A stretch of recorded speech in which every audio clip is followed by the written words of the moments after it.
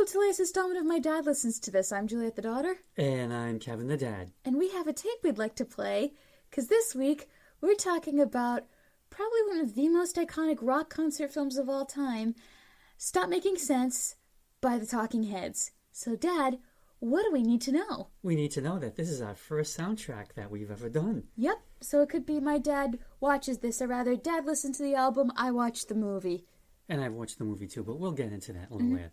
But what we need to know is David Byrne was born in Dumbarton, Scotland on May 14th, 1952. At 2 years old, he and his family moved to Hamilton, Ontario, and then Arbutus, Maryland, when Byrne was around 8 years old. His father worked as an electronics engineer for Westinghouse, and his mother was a teacher. The reason they moved from Scotland in the first place was there were few jobs for his dad and family tension due to Byrne's parents' mixed marriage. His dad was Catholic, his mother Presbyterian, which is a big deal over there. Oh, yeah. Kind of like, I guess, in Ireland, Catholic marrying a Protestant. Big deal, yeah. Would have been, yeah. Anyway, before high school, David already knew how to play guitar, accordion, and violin. After graduating high school, he went to RISD for a year, which, for those who don't know, that stands for Rhode Island School of Design, located in Providence, Rhode Island. Then he went to the Maryland Institute College of Art for a year, and then went back to RISD, where he met Chris Frantz. They formed a band called the Artistics. They got terrible reviews, with one critic saying that they should have been called the Autistics. Oof! Ouch! That's not appropriate. That was in the 70s. Oof! Charlton Christopher Frantz, yes, was born May 8th, 1951 in Fort Campbell, Kentucky. He graduated from the Shady Side Academy Prep School in Pittsburgh, Pennsylvania. He then went to RISD, where he met David Byrne and Tina Weymouth. Martina Michelle Weymouth was born November 22nd, 1950 in Coronado, California. She taught herself guitar as a teen and went to RISD, where she met David and Chris. She started dating Chris and became the driver for the Artistics. In 1974, all three moved to a communal loft in New York City. They weren't able to find a bassist, so Chris encouraged Tina to learn to play bass. David auditioned her 3 times before hiring her. Why? I guess he wasn't Sexist sure. or perfectionist? I don't know. Maybe perfectionist. Tina might know. Anyway, they call themselves Talking Heads, not the Talking Heads, but Talking Heads, after seeing the term explained in an issue of TV Guide. And it stands for a head and shoulder shot of a person talking, all content, no action. As a trio, their first gig was at CBGB in New York on June 5th, 1975. CBGB stands for Country Bluegrass Blues, because those were the types of music that the owner, Hilly Crystal, liked, even though it was mostly punk that was played at the club. Anyway, they opened for the Ramones. Lou Reed came to one of their shows, and being the helpful guy that he was, told David Byrne, "Hey, you need to wear long sleeves while on stage because those hairy arms are just too distracting." What is it with their arms? Because Tina Weymouth said that one of the members of U2 said your arms are too muscly for a girl, so that's why she wears like those handless, like those arm coverings and Stop Making Sense. I don't know. I don't know. What a hell People of a just have a comment. problem, I guess. Very particular. Anyway, they recorded demos for CBS, but no contract came of it. They did sign with Sire Records, the Ramones label, in November 1976. They put out their first single, Love Goes to a Building on Fire, in February 1977. A month later, they added Jerry Harrison on keyboards, guitar, and backing vocals. At first, longtime Talking Heads fans resented Jerry's presence, but eventually they came around. Jeremiah Griffin Harrison was born February 21st, 1949 in Milwaukee, Wisconsin. He graduated from Shorewood High School, where he played in bands and was in the debate club, on the student council, the youth club, and the math club. Wow. Oh, and he also played basketball and ran track. How do you sleep? I don't know. He went to Harvard and graduated magna plus cum laude. Whoa. With a degree in visual and environmental studies. While in Boston, he met Jonathan Richman, who had an early version of the Modern Lovers. Along with fellow Harvard student Ernie Brooks on bass and future Carr Dave Robinson on drums, they formed the classic Modern Lovers lineup. They stayed together for 3 years from 1971 to 1974. They made an album in 1972 that did not get released until 1976. Wow. In 1974, Richmond was moving to a more laid-back, lighter sound. The band broke up.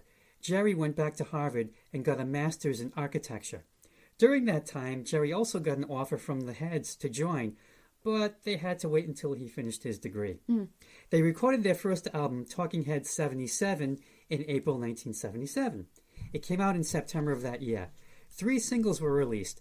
The second, Psycho Killer, was the only one to make the Billboard Hot 100. Really? Number 92 at that. The album itself went to number 97. Also, Chris and Tina got married in 1977. Yay! 45 years later, they're still married, and they live in Fairfield, Connecticut. Aww. In 1978, they recorded and released more songs about buildings and food. The album went to number 29 on Billboard's album chart, and they got their first top 40 hit, a cover of Al Green's Take Me to the River, that went to number 26. Oh, wow. Okay. Yep. Huh. But the thing about the album was their choice of producer, Brian Eno. Uh-oh. Music critic Robert, I hope I pronounce this right, Crisco, put it perfectly. Here, the Heads become a quintet in an ideal producer-artist collaboration. Eno contributes/interferes just enough. In 1979, the Heads got a producer credit along with Eno for Fear of Music, which was mostly recorded at Chris and Tina's loft. They released 3 singles, the best known being Life During Wartime, which everyone knows as the This Ain't No Party, This Ain't No Disco song. The Heads toured the Pacific region, the U.S., and Europe. In 1980, Chris and Tina talked about leaving the band. Tina felt David was too controlling, but Chris didn't want to leave. Oh. They went to the Caribbean for a vacation and purchased an apartment above Compass Point Studios in Nassau, the Bahamas. David and Jerry eventually joined them. This time, they decided, instead of the band coming up with music for David's lyrics, they would just jam, and David would come up with lyrics. Brian Eno came down. At first, he was reluctant to work with the band again, but as soon as he heard the demos, he was in. They used the sound of Fear of Music's song E Zimbra as a starting point, and if you saw the movie Spider-Man No Way Home, E Zimbra is the song that they play first thing in the movie when he and Mary Jane are just trying to escape from everyone. Yep. Excuse me, MJ. Anyway, Eno and Heads experimented with the communal African way of making music, in which individual parts mesh as polyrhythms. Remain and Light would mush together new wave, art rock, funk, Afro-funk, world beat, you name it, it was probably in there. Remain and Light came out on October 8th, 1980.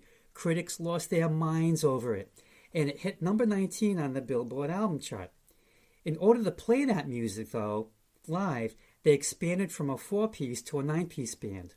Once in a Lifetime was the eventual big hit, which means it didn't hit big at the time it was released, but then it got bigger and bigger as the years went by. Yeah, one of the people I follow on Twitter who's a part of the Musicals of Cheese family, Angelina Meehan, posted a video of her 4-year-old, I think 3 or 4-year-old, 2 to 4-year-old, dancing in the living room. She was dancing to David Byrne's music video for Talking Heads. Like, she loves that song. It's like, yeah, baby, dance!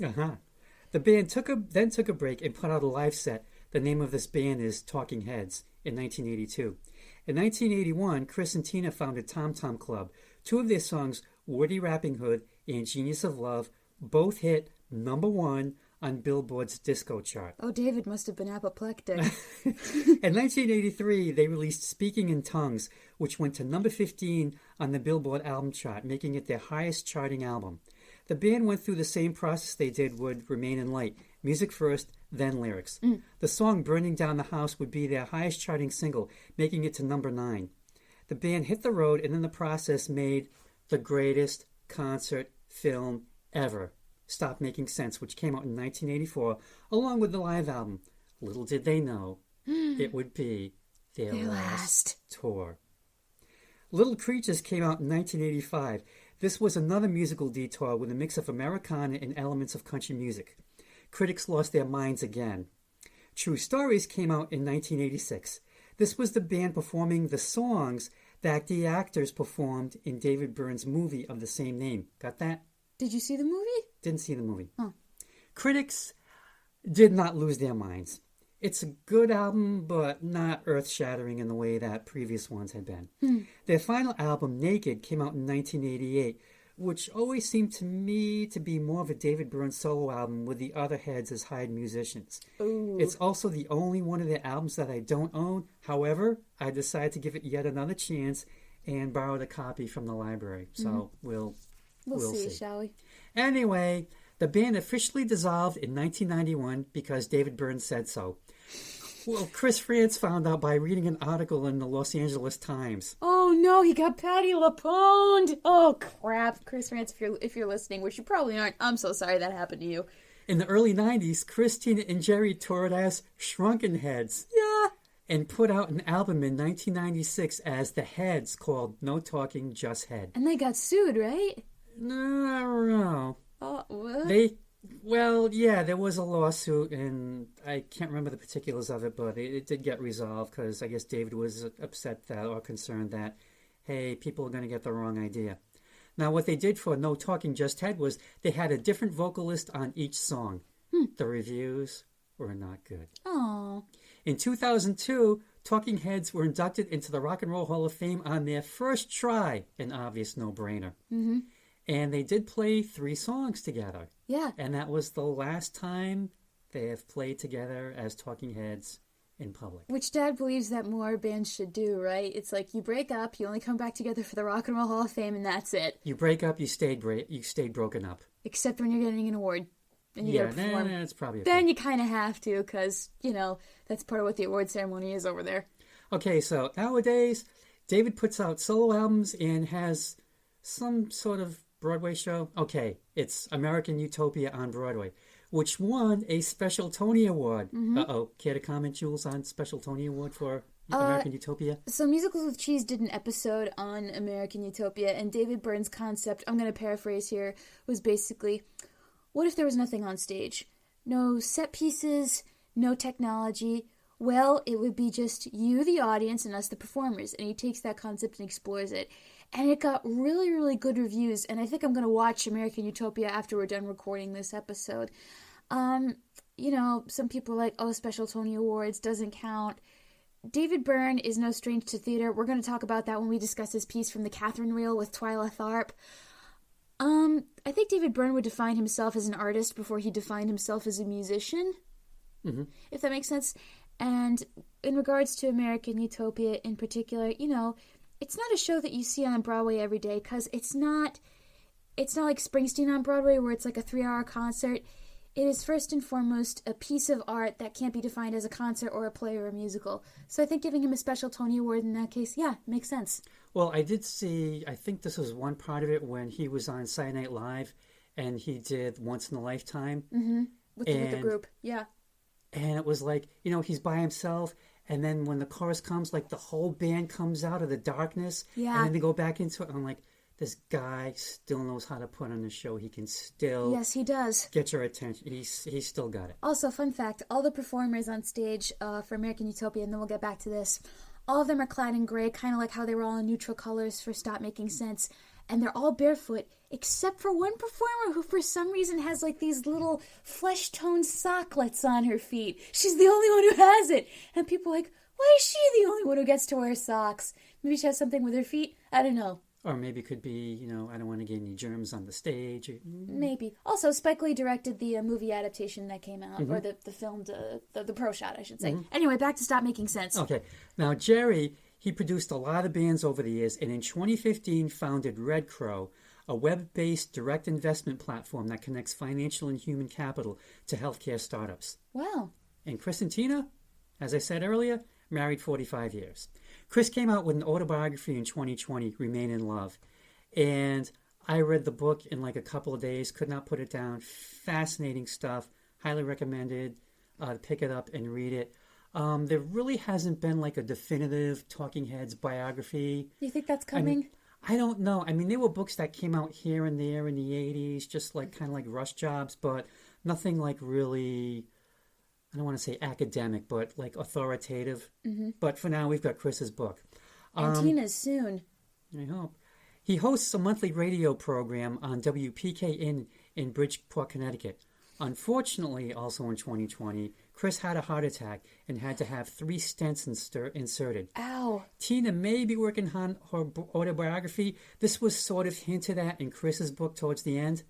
And again, unfortunately, last month, Chris and Tina were in a head-on car collision with a drunk driver who was driving on the wrong side of the road. Oh, no. Tina suffered 3 fractured ribs and a fractured sternum, and Chris is taking care of her. Oh, sorry, Tina. Oh. Get well soon, please. Get well soon, please. We both love you.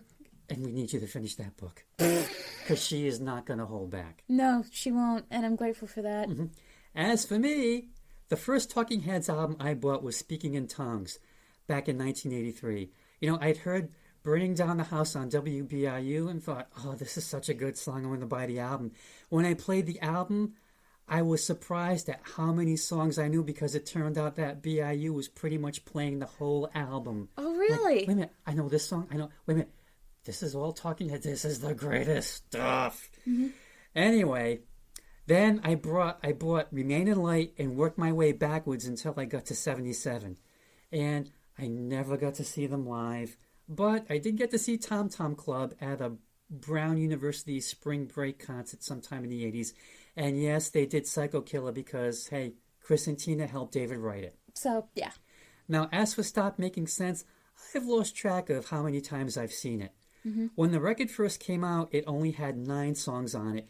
And first it came out in a limited vinyl edition that was sealed in like a plastic bag because it had a book that was almost wrapped around the album cover, and it was kind of the size of a concert program. I don't know if people still have concert programs at their concerts. Some like do, some don't. This was kind of like that, and I still have the album, the booklet, the whole schmear.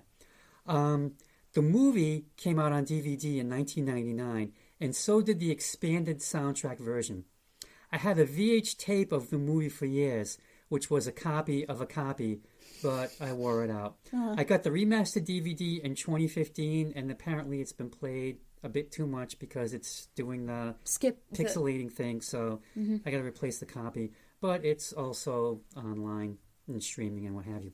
Mm-hmm. Now, there has been controversy surrounding the CD remaster. Why? Apparently the sound was tinkered with due to the loudness wars. It was like, hey, we'll make it louder. It'll sound better. Oh, no. Plus, there was some re-recording, editing, and tinkering with the song times as well. Because you've got a movie that's 85 minutes long, but the CD is 75 minutes long. So, 10 minutes here and there are kind of missing. I think for the movie, they pretty much left the sound alone. Yeah, they kind of did. I think. Not 100% sure. Mm-hmm. Anyway, this documents the tour they did in support of Speaking in Tongues. The band does 6 numbers from that album. The idea of the concert was to build the band one member at a time with each song. David comes out first, then Tina, then Chris, then Jerry, and then by the time we get to Slippery People, pretty much everyone else. Yep. Say what you want about David Byrne, but the man knew how to put on a show. Yep. He's very smart. And he did come out a couple of years ago and say that he thinks he might have Asperger's. Yeah, I've heard that before. And he said that he also looks at that as like his superpower, because some people do some. It gives him like the ability to look at things that other people may not see, and he thinks it's helped with his creativity. Different perspective. So let's jump in, shall we? Oh yes, let's. First song, Psycho Killer. David Byrne walks on stage, plays a tape, and the show begins. I think this rendition of Psycho Killer has its pros and cons. The biggest con is that there's no bass solo, doom, doom, doom, doom, doom, doom, doom, doom, doom, doom, which is what sets up the song in all its catchy glory. The pro here is that David Byrne's don't sound like a wounded dog that's been shot. Vocally, they work and don't feel out of place. Or when he does the ooh, that one in the middle. Psycho Killer definitely captures the energy of a person on edge who can't take it anymore, and I love how the song was used in the Nora Ephron film Julie and Juliet, as Julie Powell prepares to cook and kill a live lobster, and her husband's playing the song a teaser like, hey, you're a murderer. This number also confirmed for me overall why it's better to watch the movie than listen to the album. While David Byrne may seem totally out there, you realize that he's planned out every moment of this show to its smallest beat, from playing the tape to the way he dances on stage. Some of it, like the longer guitar solo, is so the tech crew can set up the next part of the show, and I have to say, for filler, it really works. My favorite unintentional part is when the camera cuts to a shot of Byrne, from his perspective, and you see the audience, and there's this whole line of stragglers who are trying to find their seats, which proves we do not live in the Spider-Man 2 universe where Bruce Campbell won't let you into the theater. The original recording of Psycho Killer is the best version, but this one sets up what the experience of Stop Making Sense is going to be for movie viewers. Also, when are we getting a David Byrne biopic starring Cillian Murphy? We need that to happen. Because I said that to Dad, and he was like, yes, oh my God, he'd be perfect. Okay, so the movie starts. We see someone walking, but only the bottom half of their legs are shown. Not even that, it's like a close-up of their feet. Mm-hmm. And they stop at a microphone, and they tell us they have a tape they want to play.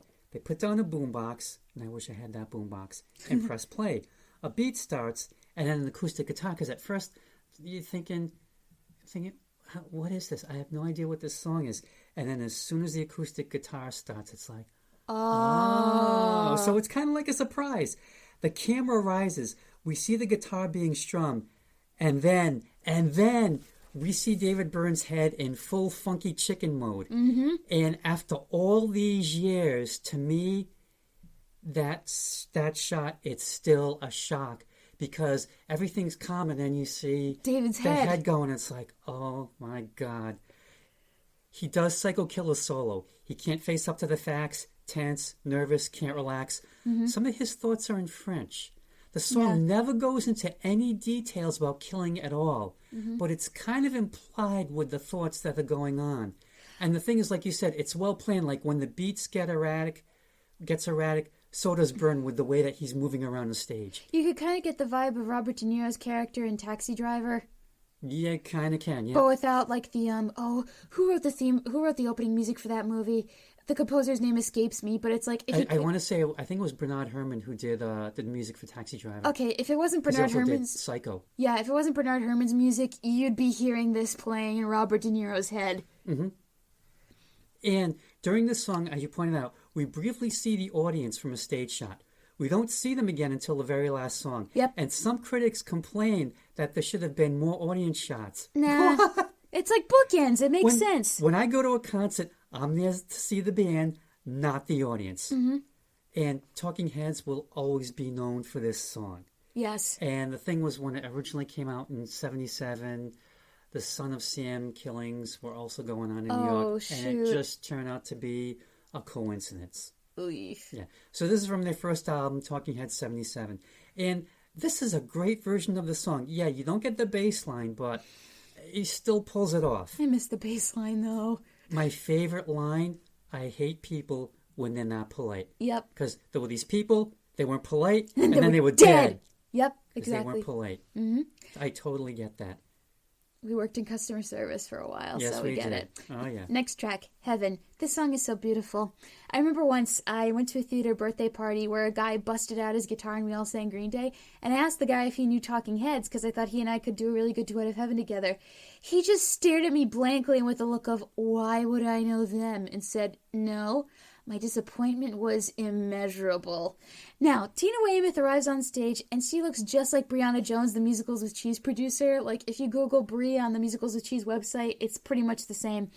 The two of them play Heaven together, but Tina doesn't sing. Someone else does. It might be one of the backup singers, Edna or Lynn, and we can't see them, and I wish I knew who to properly credit because she's a beautiful compliment to David Byrne's voice. In the context of the song, Heaven is a bar where your favorite band plays one song, there's a party that never changes, and everyone leaves at the same time, and the kiss that you have with your girlfriend is exactly the same. Side note with the party, it could be bad if everyone just all leaves super late, because I wouldn't like that if I was the host. But above all, heaven is a place where nothing ever happens, which could be heaven in a sense. Nothing bad, nothing monumental, just the days passing in a lackadaisical haze, which I don't know if I could experience every day, but if that was what the afterlife was like after I passed on, it'd be welcome change from the hubbub of everyday life. And this audience is great. I love how they cheer for the tech crew as they set up the drum kit on stage. I don't know if that went well with David Byrne, because that meant the audience was cheering for someone else that wasn't him, e.g. Chris Frantz. But I found it rather nice, especially for the tech crew to get some applause, which doesn't often happen in real time. Mm-hmm. So yeah, Tina comes out for this song, and it's just her and David Byrne with either Edna Holt or Lynn Mabry pitching in on background vocals somewhere backstage. And I feel the same way. I wish I knew which one of them did it, because it just brings this almost like otherworldly quality to the song. And yeah, like you said, Heaven is a Bar. They play my favorite song, play it all night long. And it almost kind of seems like heaven is almost hell. It just seems Or kind of purgatory. like really boring. And like you said, yeah, heaven is a place where nothing happens, which could be a possibility. It's a very meditative song, and it really makes me think. And this song is from Fear of Music. Next track. Thank you for sending me an angel. You're welcome. My first thought was, wow, that song was surprisingly short. This was the perfect time to add Chris Frantz, because his drums add a burst of energy, and his drumming is tight, which works for the song. In terms of lyrics, I find it kind of a little insulting. Well, it can be viewed as insulting in one way.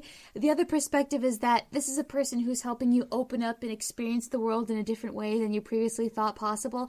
Just depends on how you, the listener, react to the words, "Oh baby, you can walk, you can talk just like me. With a little practice, you can walk like, talk just like me."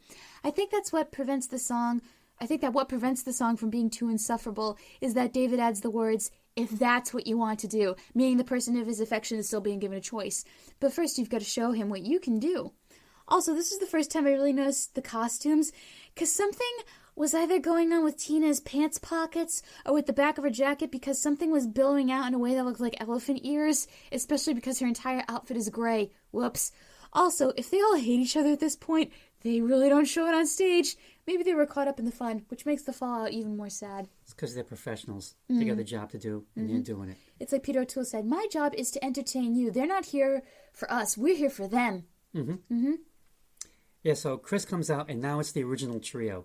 And they make a lot of noise / music for 3 people. And I love Chris's Marshall drumming. Very creative. And don't forget, he decided to be a rebel by wearing a turquoise shirt when David Byrne wanted all neutral colors. Tina does what I call her patented Tina dance.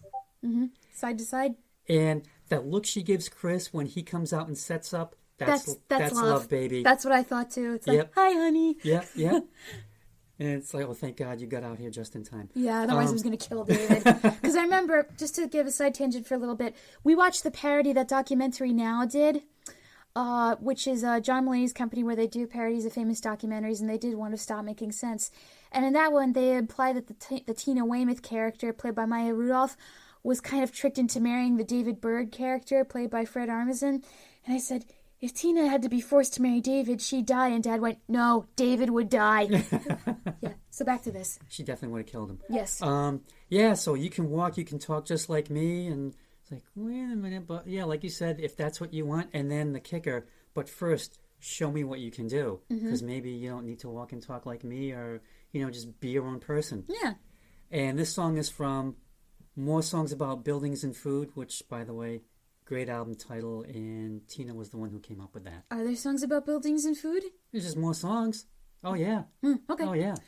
Next track, Found a Job. Hey, me too. Well... Finally. I kid. I know. We get to my complaint. That was a pretty short-lived complaint. I don't know Talking Heads all that well except for a handful of songs, not their entire discography. So we get to this song in my head. I am begging for subtitles of some kind because there are none on this DVD, and David Byrne might as well be singing in babble. But what I found impressive was I was still jamming and enjoying the song, even though I couldn't understand anything. If you can't understand the words, then the music really needs to be able to grab your attention, otherwise your brain will start to drift. But my brain didn't drift, because I was amazed at how well these band members jammed together and how great they sounded, especially with the addition of another electric guitar and Jerry Harrison playing. When I did look up the lyrics, the song is about Bob and Judy who decide to write their own TV show instead of just sitting around and complaining about what's on TV. The moral is, if you don't like your job, that's not a good place to be. Try to see if you can maybe find work that allows you to solve the problems of your everyday life, or at the very least is something you enjoy doing. That's all anyone really wants. And if you can find that like Bob and Judy did, good for you. Also, it's nice to see the audience up and dancing. Yay! Yeah, this is also from More Songs About Buildings and Food. And now Jerry comes out to play very lean lead guitar. So TV sucks. What to do? Make your own shows. Put on our own show. Yeah, Make which your might own be Judy better than Garland. TV. So Bob and Judy go into the business. It saves their marriage. Bottom line, if your work isn't what you love, then something isn't right. This song is both wise and hilarious. And Byrne chips in with killer rhythm guitar. I mean, he is working strumming. it there. Surprised his hand didn't fall off. Next track, Slippery People. My first note, David Byrne is going to get slippery with sweat pretty soon, and I can't blame the guy. I googled the lyrics again, and I'm going to let Dad talk about the potential meaning with this one and just focus on the performance. First of all, I hope those backup singers, Edna and Lynn, got more gigs after this. They have beautiful voices, and they are putting in the most with the diction, because they were the reason I was able to understand some of the words. The most fun moment in this song is when they start dancing with David and mirror his foot stomping and swinging to the side while playing guitar. It reminds me of the mirror image game I did in drama class where you and your partner had to mimic each other's movements in slow motion to the point where it was hard to tell who was following whom.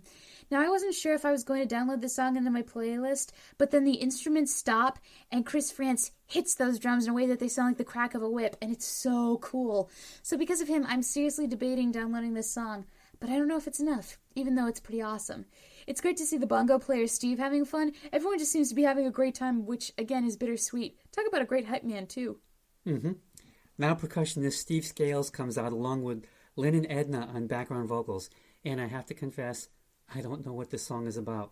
David Byrne said he would try to come up with words to fit the grooves the bands came up with.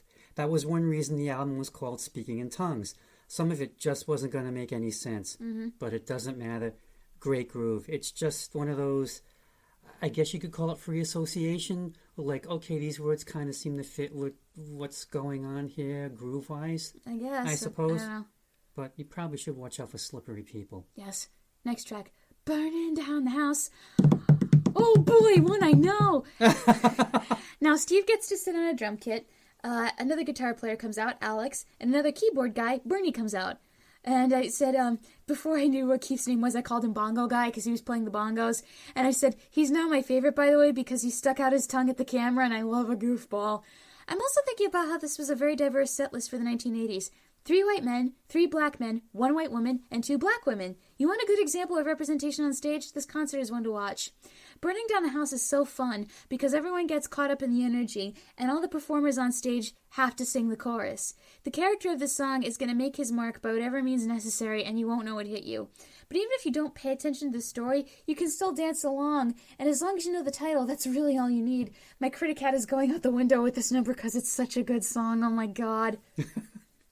This is the big hit, also from Speaking in Tongues. Guitarist Alex Ware and P-Funk keyboardist Bernie Worrell come out, and the band is complete. And this is really nitpicking on my part. Then why do it? I'm still going to do it because Okay. it just irks the crap out of me.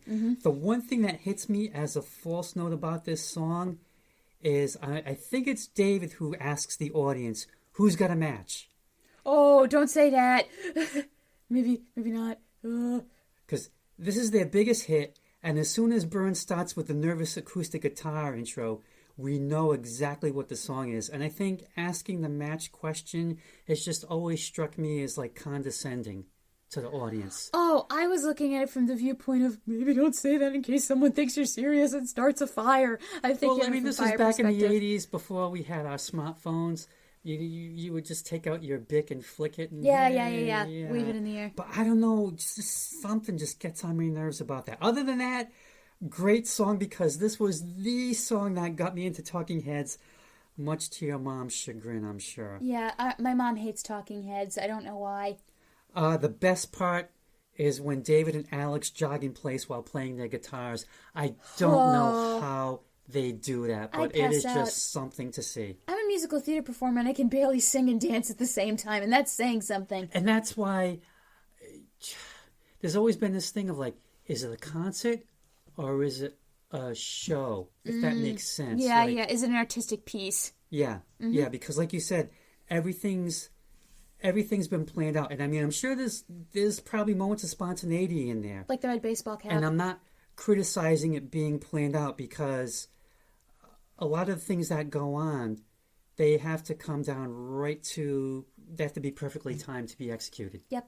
And they are. Yeah. Next track, Life During Wartime, one of my favorites on here. I think I remember this song, or at least I remember the title. David Byrne has imagined what wartime would look like in the U.S., and considering we're living in the midst of Russia's invasion of the Ukraine, the description is very accurate. Part of the song also reminds me of a book I read called The Undocumented Americans by Carla Cornejo Villavicencio. I hope I pronounced that right. Where she's writing about first-generation children and dreamers, and she wrote about how when these children are living a life of poverty, they focus more so on the day-to-day. She remembers asking them if they ever thought about going to the big city or going to see a show or a concert, and they looked at her like she was stupid, like, why would we think about that when we have to go out and earn a living to bring home money to take care of our family every day? And that's what Talking Heads addresses in the song. Whether it's poverty or war, any times of extreme duress will completely take over a person's life to the point where they don't think about making love or holding someone or listening to music or dancing and partying. All they're trying to do is survive. And in this song, that means burning notebooks for warmth and tapping phone lines and stocking up on peanut butter and visas. This song is dystopian as hell, but so fun because it rocks. And fun fact, if you Google GIFs from Stop Making Sense, David Byrne's floaty arms are one of the first things that comes up. You'll see what I mean if you Google it.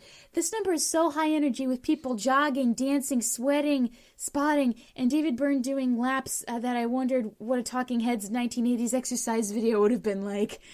I think this was pretty much the Talking Heads exercise video. Yeah, I definitely like to work out to some songs of the album because the tempo is so fast and the energy is balls to the wall insane. Oh man, what the hell happened? Thanks a lot, Brian Eno. What do you mean? Weren't you the one who was telling me he was kind of stroking David Byrne's ego? Kind of and then like Grima with the king in like the Two Towers. My lord, Gandalf the Grey is here. He is not welcome. Like that kind of thing. And then when Bowie came into the mix, and the three of them would just, as Tina said, they would just go off in the corner and start geeking out on each other. Like that book. And then Bowie moved into the neighborhood. Yep. This is also from Fear of Music. And as I said before, this ain't no party, this ain't no disco, this ain't no fooling around, which pretty much sums up everything going on in this song. Mm-hmm. To me, this always seemed to be more of a dystopian future than a war. But probably dystopian futures can be brought by war. Probably post-war, I guess. Yeah. Because everyone's just, like you said, everyone's just trying to survive. And I think David and I seem to have the same priorities. We got groceries, peanut butter, but ain't got no speakers, ain't got no headphones, ain't got no records to play. Mm-hmm. What the hell? You can't play peanut butter. Oh, sure, you can live on it. You can drum on the container, but that's about it. Yeah, everyone, hey, grab your jar of Skippy and, let's jam. Let's have a drum circle and get sensitive. No, let's not. Anyway, David Byrne's dance moves in front of the microphone stand are... Yes, they are amazing. Especially the floppy arm thing. Yep. It has to be seen to be believed. The guy has moves. And he is also sweating up a storm by this time. And he does laps around the stage. This guy must have lost a ton of weight. Not just on this one performance, but on the whole tour. I really hope they had bottles of water off stage for people to chug and quickly come back on. Oh my God, it just must have been gaining weight, losing weight, gaining weight, losing weight. Yeah. If I was on that tour, it's I know, as a performer, it's there's some nights where I'm done with the show and it's the first thing I need to do is I need to eat. I've been on stage sweating under these lights, sometimes singing and dancing, but especially if I'm singing and dancing, I'm I need food. I burn so many calories doing that one number, I need to eat. Oh yeah, it's just unbelievable. You look at this guy and you're like, oh my God, he's just giving everything. The fact that he's not skeletally thin, I hate to say this way, the fact that he's not as thin as Joan Didion because of performing like that is a miracle. Mm-hmm. Next track, Making Flippy Floppy. This is where we become aware that this concert was filmed over a couple of nights. The band have all changed outfits and David slicked his hair back. Here's what I want to know. What would have happened if someone actually did have a question when David asked, any questions? I have one. Where's the bathroom? Just something stupid. I think he would have played along, because apparently there's some audience members who try to shout at the stage during American Utopia, and apparently he plays it off really well. He makes a statement and people are thinking, oh, this is a participative show. No, honey, you sit in your seat and listen. Anyway, this is probably the first song that I wasn't that fond of even while I was bobbing my head up and down. What I did appreciate was the editing here, cutting back and forth between David Byrne and I think either Bernie or Jerry. Might have been Bernie. Yeah. It also Bernie. would have been hilarious if Tina bumped into the camera with her bass, because I was that camera operator is getting awfully close. All of Talking Heads' songs try to express a point, but the message for this one was completely lost on me. I think it's about how we have to do things a certain way or we're perceived as strange, even if we're the only ones who know the truth about the world around us, which if David was formally diagnosed with Asperger's, he might have a unique perspective on. But this might be the first bathroom break song because I started to tune out, and I think it was the only bathroom break song I could think of. Huh. Yeah. Interesting. Mm-hmm. This is also from Speaking in Tongues. And to me, this contains the greatest political observation ever. Which one? Because it is timeless. Our president's crazy. Did you hear what he said? Yep. Now, Reagan was in office at the time, but it applies to whoever's been in office since then. Oh, yeah, because there's always going to be the gotcha moment. Yep. Mm-hmm. And this rendition is okay. I like the studio one a lot better. And it does give Bernie Worrell a chance to shine in the spotlight with his freaky-deaky keyboard work. Yep. Like I said, I like the studio version better. But, man, that line just always gets me. It's just so obvious. But it's like one of those obvious things like, why has no one else ever really said this before? It's a piece of genius. Next track, Swamp. So these two songs, Swamp and what was the one before that? Yeah, Making Flippy Floppy. I wrote, this section of the concert is starting to feel like the portion of vegetables you have to eat before you get dessert. But it didn't last that long, that feeling. It didn't. The lyrics tell the story of a deal with the devil in a dark and crazy world. I can't be sure whether or not I like the song. The voice David put on was weird at first, but the highs in the chorus were really catchy. Then with some of his dance moves, I was like, okay, Dave's drunk. He needs to go home. But it did make me wonder if he could have had another career as a voice actor. I could see that happening. This song is definitely an acquired taste due to the character that Byrne inhabits, but I don't think you'll hate it. Definitely a song you need to hear over and over again to be sure. Mm-hmm. This is also from Speaking in Tongues. And I've read, a lot of critics wrote that this was their version of a John Lee Hooker song or imitation. And I had no idea what that meant until I got a John Lee Hooker best of. And it makes total sense. Especially with David Byrne's delivery. You need to hear the John Lee Hooker stuff to make the connection. And the thing with his delivery live as opposed to the studio version is live it seems a little more forced, where in the studio version he's more relaxed and he almost makes it seductive when he talks about, the devil, he has a plan, bag of bones in his pocket, get anything you want, and you're like, yeah, I think I want to go for that deal, sir, please, and thank you. Mm-hmm. There's just something about the delivery. It's just so simple. Yeah, it's just so cool and calm. And I think trying to replicate that live was probably maybe a lot more work than he thought it would be. Mm-hmm. Anyway, I think it's called Swamp because it does exude a swamp rock-like vibe. What's swamp rock? It's usually applied to southern rock. But, some of Creedence Clearwater Revival stuff, you could almost consider swamp rock. Hmm. Their song Born on the Bayou, if you listen to that, that's a pretty good candidate. It just kind of has this, I wish I could put it into words, the vibe that it casts. It's almost, I don't want to say voodoo-like, but it just has a feel. I can't put my finger on it exactly. It's one of those things where, I know it when I hear it. Okay. Let's see. Yeah, like I said, we get the devil with his bag of bones. That'll get you anything you want. Split atoms that are hotter than the sun. And billionaires washing their hands, like Howard Hughes, possibly, who was just a massive germaphobe. As George Harrison would say, with my bottles of urine and my Kleenex tissues all around the house. Pretty much. Mm-hmm. And blood. So much blood in this song. Oh, in the song, yeah. That you can't get rid of it. You can't wash it away. It's out damn spot. Yeah, pretty much, yeah. Mm-hmm. Kind of a scary song, and I really like this song. I'm not going to the bathroom. I am holding it. Oh, I wasn't going to go to the bathroom for this one. I was going to go to the bathroom for Making Flippy Floppy. No, I'm still holding it. Okay, next track. What a Day That Was. It was a day, wasn't it? Yeah, it was. So, this is a song David Byrne wrote for The Catherine Wheel on Broadway, a piece choreographed by contemporary dance legend Twyla Tharp.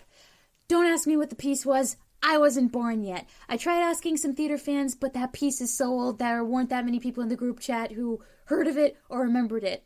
The closest you can find footage of it is for the American Masters episode on Twyla Tharp where they interviewed David Byrne.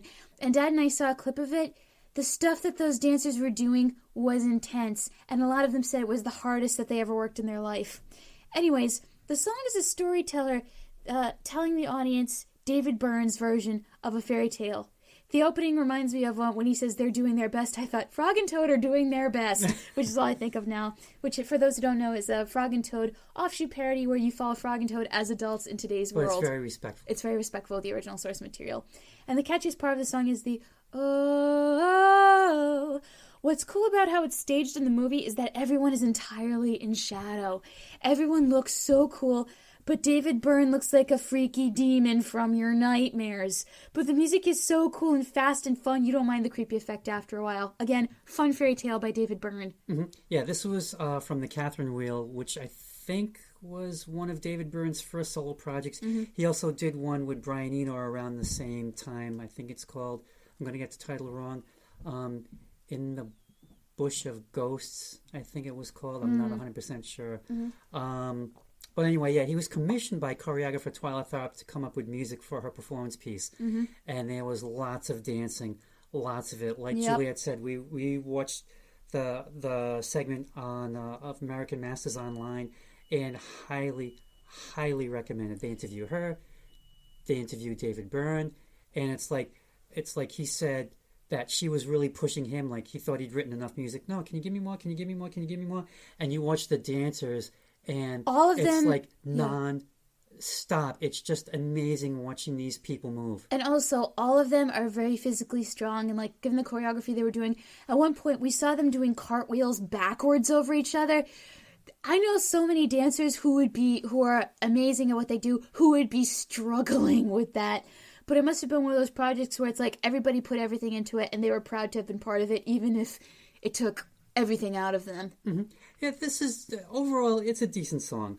I think maybe it's one of those things where, like, if you saw the whole thing going with that choreography, it'd be astounding. Mm-hmm. But I like how, what you said with the lighting, it seems like everyone is lit below, like when you tell a scary story at a campfire and you hold that flashlight under your chin, and it gives you that shadow effect, and that's what David Byrne looks like.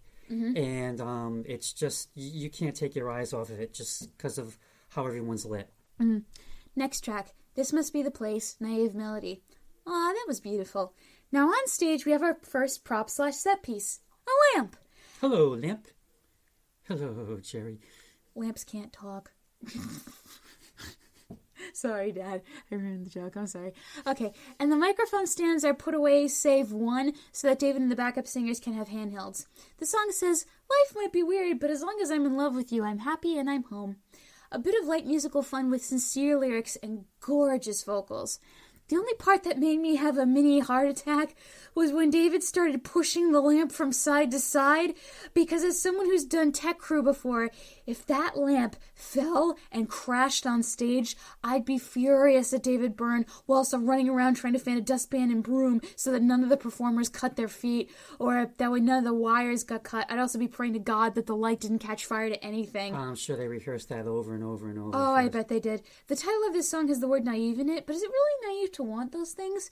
Maybe to a young David Byrne it was, and people do want different things from this life while they're here, but to me, it's not naive, just yearning for love set to a beautiful music. This also is from Speaking in Tongues. It's the very last song on the album, and it's a nice song to close out that album. It's just very calm after what's gone before. So, to promote the movie, David Byrne interviewed himself on MTV, which was kind of very smarty pants. He tells himself this is the first love song he ever wrote because love is kind of big. Like he said, I write about small things, a building, a house. Love is kind of big. In the movie, I sing this song to a lamp, and he does. Yes, he does. And the thing that I got out of it, I never thought of the nervous thing about what if it breaks, was like he dances with the lamp like he's Fred Astaire. Oh, yeah, like Fred Astaire with the coat rack. Yep. I can see that. He does, the lamp's going back and forth. He always catches it. He spins it around. And at that end, it's like he almost like he hugs it.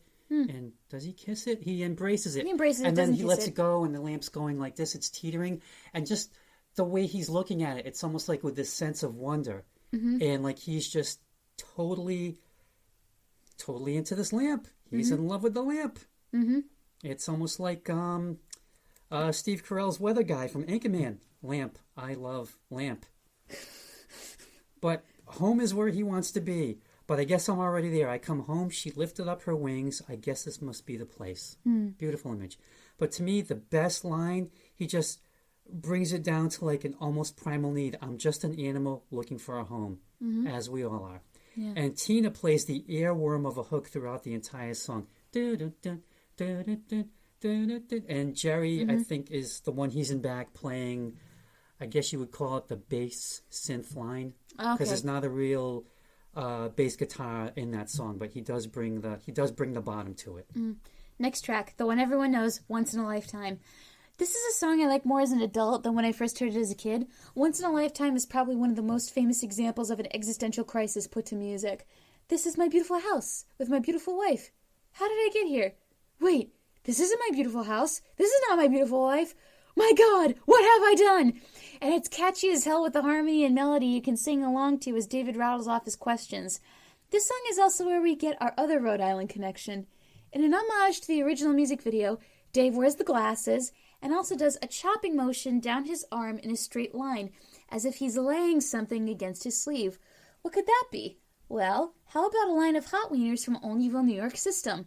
For the non-Rhode Islanders, Olneyville, New York System is famous for hot wieners, which are hot dog sausages with meat sauce, onions, mustard, and celery salt in a hot dog bun. They're absolutely delicious, but you must never call them a hot dog. That is sacrilege. And when the guys at Olneyville prepare a bunch of them in a row, they lay the wieners on their arms to cradle them.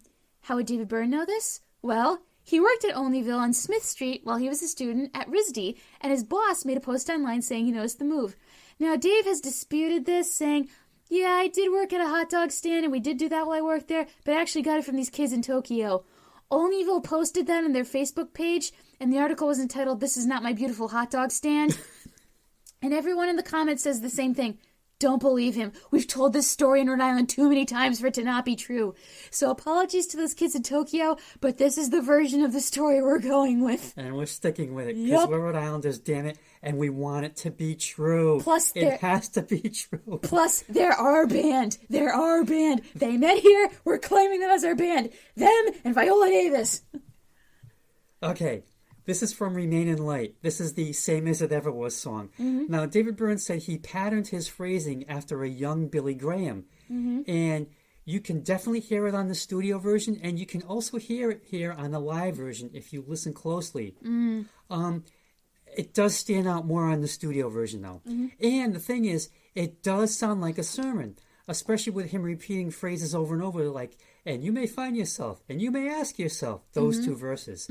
And he sings this song in the guise of a spastic Clark Kent, complete with the glasses. And the way that he moves, it's like someone's zapping him with electrodes or something. And at one point you want to ask, David, why are you hitting yourself? Why are you hitting yourself? Because he's hitting himself in the head as he's, going backwards. Ow, ow, ow, ow, ow.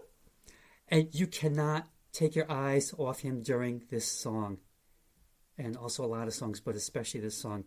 And yes, he does the arm slicing motion, and I know it's too good to be true, but hell, we want it to be true, and I'm glad it's been posted and all that, and damn it, we are going to insist that it's the hot dog move, where the pros could line up 4 or 5 buns on their arm and drop the hot dogs in, and then add the meat sauce and the diced onions and the celery sauce and the mustard and a little bit of arm sweat to make it just that much extra good. Yeah, see, when they do that now, they have to wear wax paper on their arm due to, health code reasons. Oh, they didn't always back in the day, and those hot dogs are still good.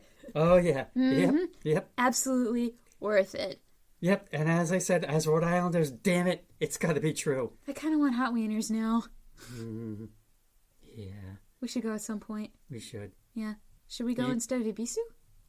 Oh, I don't know. We'll see. We'll talk about that later. Yeah, anyway, people who don't live on Rhode Island, you are definitely missing out on a culinary delight. Hey, Alton Brown said so there you go. Next track, Big Business. With the first few lyrics, I wondered, wait, did I skip something? No, that's one of the extra tracks that was like bonus. That was in the movie. That was in the movie. Yeah, but as an extra track. Oh, no, you go okay. ahead. You go ahead. I'll I'm talk not going about to stop you. Big Business briefly. So Educate me. with the first few lyrics, I wondered if this song was used by protesters against big business, maybe used by workers trying to unionize. But then the song became more of an instrumental, and that theory went out the window. It was still fun though. You don't need many lyrics here because the instruments are high energy. And again, with the movie, you can see David dancing with the backup singers and with Bernie. It's also really nice how David lets Alex take center stage for a while with his guitar playing, and also Steve came back. I hope everyone involved in this project got more work afterwards. A good instrumental that transitions smoothly into the next song, I Zimbra. Side note, someone give David Byrne some water. He's really starting to sweat an unhealthy amount. It's not good. Okay. You watched the extended movie version of Stop Making Sense. Because what happened was, when it came out on VHS, hey, we've got these extra songs, and we're going to put them in the movie because it's going to make it even longer. What happened was when it came out on DVD, they showed the movie as it was originally done in theaters. Okay. And then they put the extra songs at the end as like DVD extras. I didn't see the DVD extras. When I got the copy of the VHS copy on VHS, it was the extended version with the extra songs edited in there. Okay. Anyway. I Zimbra. This is Zimbra? Zimbra. Zimbra. This is an adaptation of a poem by the Dadaist Hugo Ball. And again, as we mentioned, you've heard it recently in the opening scene of Spider-Man No Way Home, which meant Talking Heads got some money from the mouse. No, not the mouse, because Sony's still on Spider-Man, right? Who'd they get money from? Do you think? I think Marvel Studios was also. Yeah. I mean, but the thing is, like, Disney owns the characters. Yeah. Well, they got paid anyway. Someone got some money from somewhere. Yeah. Now, is there some of the Afro pop influence here with some of the instruments? This was like where it first started. Yeah, Zimbra is like ground zero for Remain in Light and Speaking in Tongues, because when you listen to the Fear of Music album, you've got Zimbra as the starting song, and it's just like so different from what's going on with the rest of the album. Mm-hmm. The rest of the album is more of what they were doing on their first two albums, even though you've got songs like Life During Wartime, which is a little more dancey, but not as polyrhythmic as Zimbra. Okay.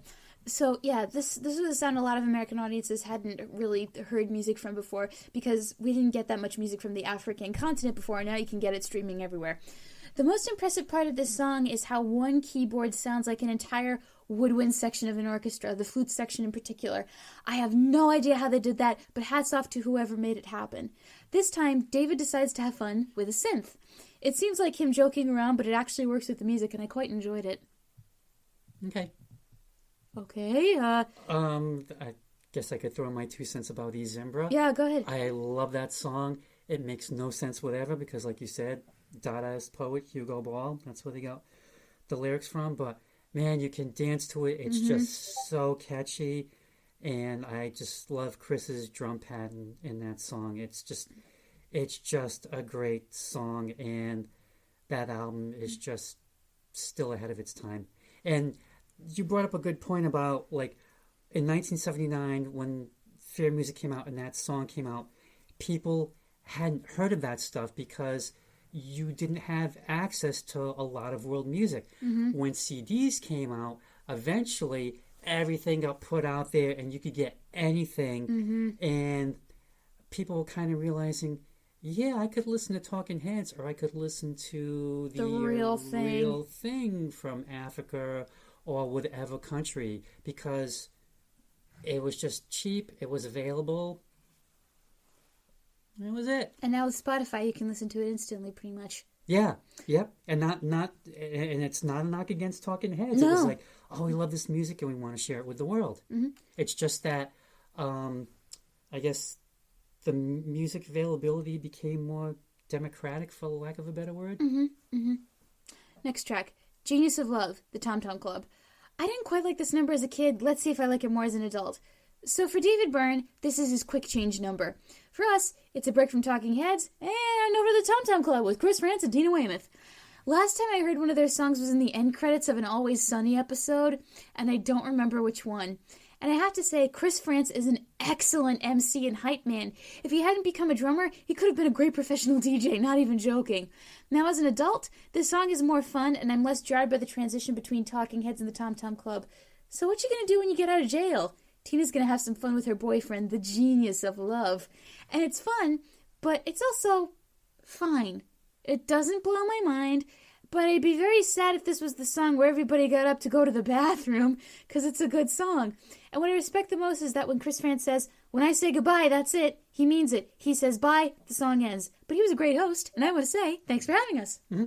David had to leave the stage, but he'll be right back. Yep. In the meantime, yes, we get Tom Tom Club, and they do their biggest song while flashing Tom Tom Club art behind them. Mm-hmm. And it's a fun song. It is. I mean, when I was at Whole Foods, Tiago would come up to me and go, din it, and I would go, din it, din it, din it, din it, din it, and we would just go back and forth and back and forth. Tiago's a Tom Tom Club fan? Yeah, just that song. Every time if the song would come on, he'd run up to me and we would just both be doing it until people would be like, please stop.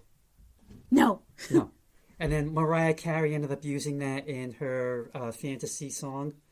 I could hear that. Yeah. Okay. Oh yeah. They Chris and Tina definitely got songwriting credit for that Mariah song. Good. So yeah, this is their biggest song. It was so influential when it came out.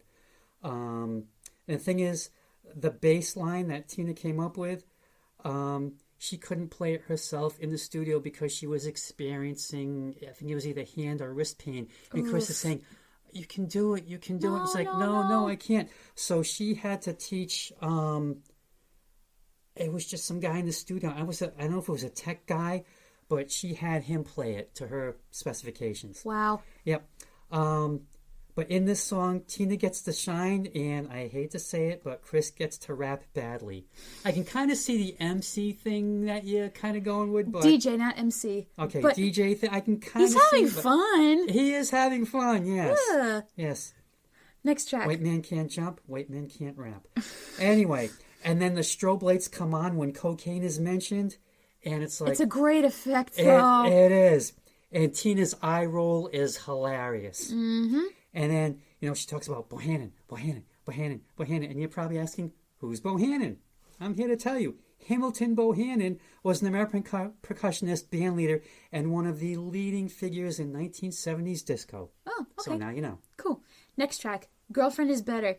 Now we come to The Big Suit.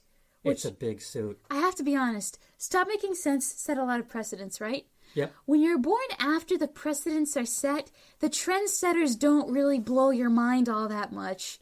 Because it's hard to make you appreciate this was a big deal at the time. Yeah, because I've seen stuff that's more outrageous. And I'm not a fan of the big suit all that much. I don't like it when he's standing still because it just looks like, oh, he bought the wrong size suit that looks like a refrigerator box. I do like it, though, when he starts dancing in it and the fabric swooshes all over the place because it's funny. Kind of funny. It reminds me of Professor Slughorn's pajamas in the film adaptation of Harry Potter and the Half-Blood Prince when he's disguised as an armchair and then they poke him and he comes out and he's still got the box springs in them. Sweet song about having a girlfriend that's better than the corrupt world around you, which I wonder how David Byrne feels about now that he's been married and divorced. I wonder how the other band members feel about this song considering they witnessed David's behavior firsthand. I know I sound like a broken record at this point, but all the songs are so fun that it doesn't matter if you can't understand what the lyrics are.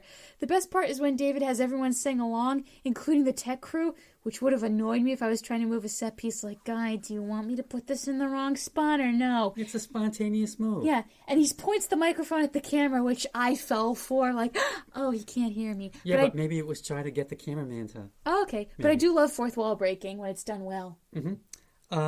This is also from Speaking in Tongues, and this is the song that provides the movie's title.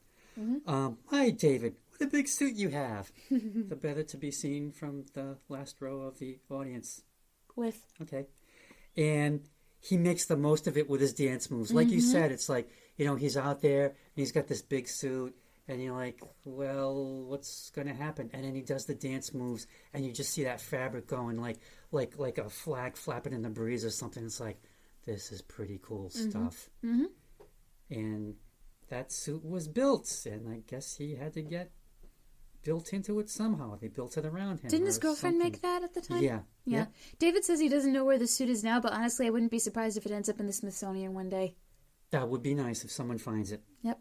Next track, Take Me to the River, which I didn't know was an Al Green song. Mm-hmm. The lyrics of this song are pretty dark, saying you love someone who's terrible to you, but you don't care if they drown you in the river. But in this one, it's fun, and Steve hypes up the crowd to get ready to rock. The lighting here is also incredible. The stage is awash in blue, and the way that it's filmed, the entire band looks like they're playing underwater throughout the beginning. The funniest part was when David took off his jacket, and you just see a crew member's hand yoink it away without seeing who it is. My problem is, though, the pants by themselves make David look like he has a big butt and pelvis, and I don't want to be thinking about David's lower regions at all. But the good news is, to take your mind off things, you can sing along to the chorus over and over as David introduces the band. But this isn't the number we go out on. No, we need something more kick-ass, and it's coming up right after this. Mm-hmm. The original version was from more songs about buildings and food, and Al Green's song is not that funky on the studio version. It's very stripped down and almost kind of haunting with the use of the keyboards. Because you're about to drown in the river and die? I don't know. I don't know if you've heard the original studio. Mm-mm. I highly recommend it. Because maybe someday we'll do all the studio albums. Anyway, the live version, though, it's a lot more funky and a lot more get up out of your seat and dance your pants off. And yeah, you would think they'd close out the show with this song, but nope, it's the second to last. Mm-hmm. And it's the same thing as on the name of this band is Talking Heads. The second CD, when Rhino came out with like this really expanded version in 2004, the second CD is their concert list in chronological order. And once again, Take Me to the River is the second to the last song. But that's another album for another day. In this version, David Byrne looks quite a lot like Brian Ferry from Roxy Music during this song. Well, until he takes off the big suit jacket. Then he looks like that senior neighbor, you know, who wears his pants too high. Yeah, you know, that guy. Yeah. And then the baseball cap seals the deal. Mm-hmm. And you think any second he's going to say, "You kids get off my lawn." No. But I think this song is Steve Scales' song. He has the best moments. Oh, yes. He comes out, he takes the microphone from David Byrne, and I think the funniest thing is he's exhorting Jerry Harrison to get down. But Jerry is stuck behind the keyboard playing. He can't leave it. And he's like, "Get down, Jerry. Jerry, get down." And Steve is all over the place. He's joining Edna and Lynn on background vocals. Mm-hmm. He's trying to hype up the audience, clapping along. And he's great at it. He is. Yeah. He's perfect. The man brings it. And I want to say that when they got inducted into the Hall of Fame and then they did their 3 songs, I actually think Steve and I want to say Alex Ware played with the band. Cool. I'm 99% sure. We can look it up later. Yeah. Final track, Cross-Eyed and Painless, my favorite song in the whole show. The band knows how to tease us. There are about 3 to 4 times they hint at picking up the tempo, and you're just waiting, and then finally, everything speeds up and it's off to the races. And it's the only moment where we cut to the audience and you see everyone dancing and losing their minds. Shout out to the parents who brought their 6-year-old son with the stuffed unicorn. That's raising your kids right. And the reason I prefer the live version to the original is because Edna and Lynn sound so good with the harmonies on "There was a line, there was a formula." Their singing is so gorgeous and I can't listen to anything else. Although the lyrics about facts being lazy and coming with points of view hit different listening to this song under the previous administration when it was alternative facts and this and fake news that. But the best part is at the end when the tech crew comes out to take their bows on stage. I can't think of any other show where tech crew got to come out and take bows. I did shows where we let the musicians come out and do bows, but that was it. I think people should do that more. Acknowledge all the work tech crew does and treat them right. And go listen to this song. And also, if you're an actor who treats tech crew like crap, I will never want to work with you again. And I mean that. Uh-huh. You've been warned. Okay. This song was originally from Remain in Light, and then the lights come on for the encore. And it starts off as an instrumental with David free of the big suit. And this is the first time I noticed this. Mm-hmm. Out of all the times I've seen this movie, I watched him play and I listened to him playing, and correct me if I'm wrong, but he makes like Carlos Santana on the guitar when they're doing that instrumental. You go back and listen to that, and it sounds like one of Santana's instrumentals. So David has a lot to say about facts.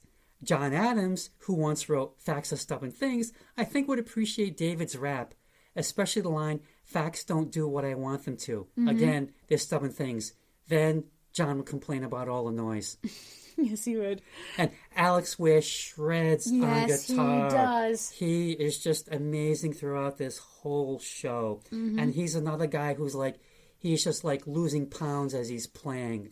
Not as much as David, though. No, but he's just... He's sweating. Yeah. Then there's that woman in the audience with the head move. I don't know how she does that, but it's amazing. And Bernie Worrell's reaction is priceless.